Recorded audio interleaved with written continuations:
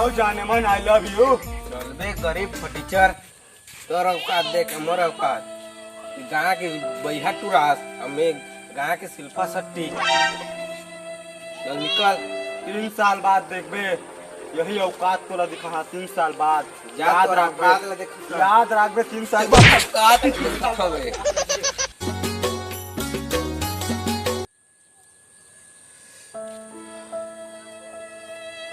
जोश में तो बोल दे लड़की ला अपन के औकात दिखा बोल के,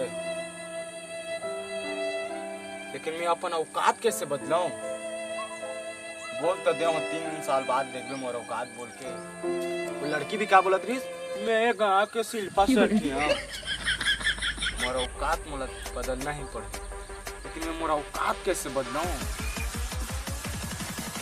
एक काम करता हूँ, मेहनत करता हूँ, खेत खलिहान घर द्वार जैसे भी करके मोला पैसा इकट्ठा करके अपन के औकात ला बदलना ही पड़ेगी। तब जाके वो लड़की ला अपन के मुंह पे तपाचा मिलगी। अब तो मोला मेहनत करे चला पड़ी। चल आज के बाद मेहनत करना ही पड़ी। आज काम चालू करता हूँ। चल बात काम कर। ला दे आके कितिया मेहनत दगेबाज यानी करते किसे दी चढ़ाई देख के ना कदे सरदे। चंगे कम्मा दे कीते नाम बोल दे, चंगे कम्मा दे कीते नाम बोल दे। ताइयों देख देख रहंदे आ शरीक मचदे।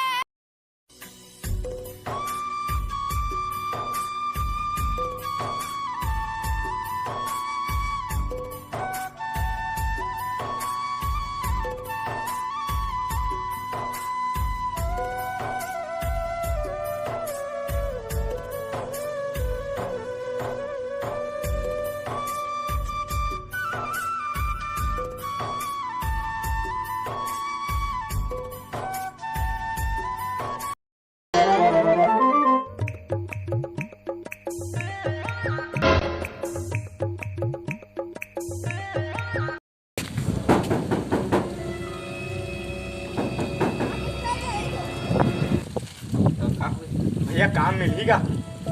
काम तो है। हाँ। वो ईटा दिखा है ना, हाँ। और जत्को ला इकट्ठा करना है। अच्छा, एक जगह में इकट्ठा करना है। हाँ। हाँ।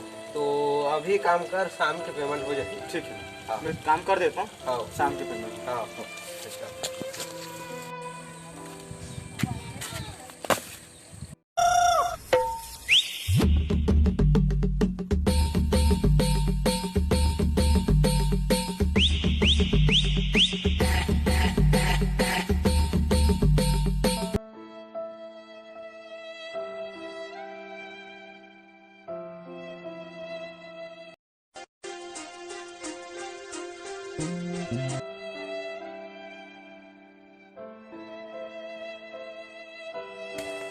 भैया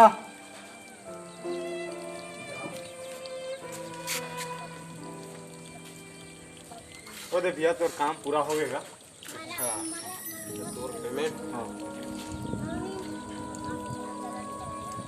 300। हाँ। तोर बोनस दे ते अच्छा मेहनत करे सके। हाँ।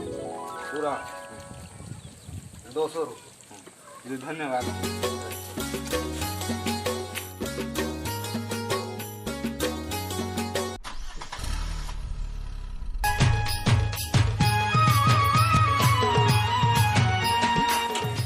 अब वो टूरी ला औकात दिखाना पड़ता।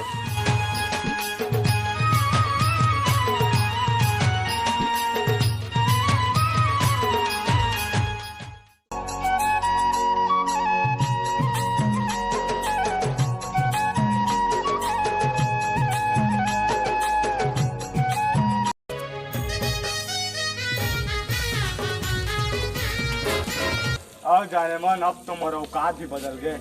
पैसा देख, अब पैसा है, देख पैसा, ये देख पैसा। अब तो फिर मोर औकात भी बदल गए। ते बहुत लेट हो गए, मोर शादी हो गए ना। अब मोर टूरा गोटे है। क्या यार तो इसमें यार, तो एक चक्कर में साला में 3 साल कमा करिया हो गया ना। क्या साले ना साले ऐसे कर। अरे टूरा छोजा दी हरे। no, no, no, no.